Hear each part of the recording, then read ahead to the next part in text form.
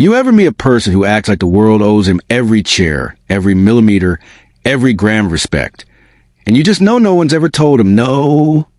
Yeah, today, a crowded metro, one rude teen, and me. Just some dude try to get to an interview without losing my mind.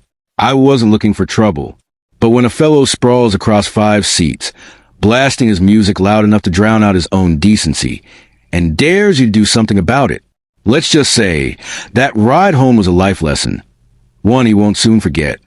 If you've ever wanted to see karma take the express line, hit that like button, because today's story is about standing up, staying calm, and watching disrespect crumble in the face of quiet confidence.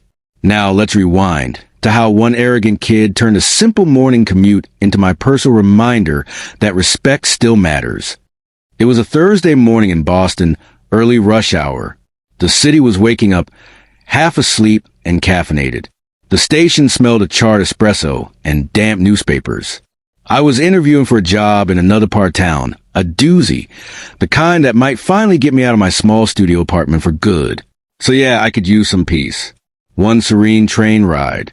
The subway screeched to a stop, doors hissing open, and in a split second, chaos. Dozens of riders crammed inside, seats occupied except for one strange tableau halfway back. There he was, about 16, 17, gangly, thin, hair falling over his forehead, noise-canceling headphones pushed snug onto his head. He lay stretched over 5 seats, as though it were his personal sofa. His backpack, his coat, even his shoes spread out like territorial claims. His phone was playing some kind of trap remix, tinny and shrieky, in the car.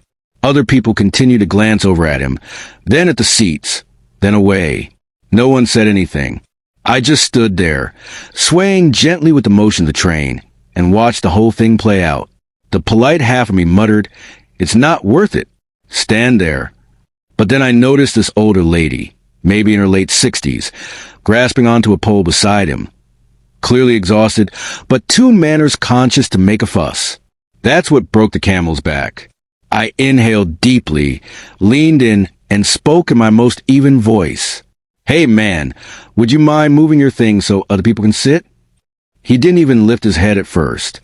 Then he turned his head slowly, one earphone drooping, sneered and told me, "Nah, I don't think so, bro." That bro contained more disrespect than any curse would. You recognize that still, heavy moment when you can feel your patience snapping in your body? Your jaw is clenched, your heart is racing, but you're stuck still because you know one wrong move and you'll lose control? Yes, that's where I was. For an instant, I thought about ignoring it. Just let it be.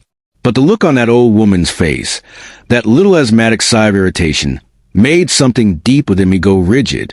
So silently I stooped, seized his backpack, felt its weight momentarily, and tossed it several seats down the train. For half a second, the car went silent, and then his voice, high, sharp, and angry. "Yo, what the hell, man?" Head swiveled. People stared, and I just looked at him, steady, calm, and said, "You can go get it, or you can sit like everyone else." He blinked. Twice. The smirk evaporated. Now, I'm not huge, but I'm big enough to make people think twice, and he clearly wasn't expecting any pushback. He blustered, puffed himself up for dramatic effect, and then deflated again in the same period. A tense 5 seconds were followed by him rising from his seat, storming down the aisle, and retrieving his bag from the floor. The moment he edged out of the way, I sat down, exactly where his legs had been, and gestured to the seat next to me. Plenty of room now. A few other passengers smiled quietly and sat as well. One even whispered, "About time someone did that." The boy came back, face burning red. He stopped in front of us, frowning, music still playing softly from his phone, like a soundtrack to his embarrassment. He clenched his fists, then spat out, "You better move, man." I looked up, stood him eye to eye, and said levelly, "If you want your seat back, you'll have to work for it." His mouth opened, then closed.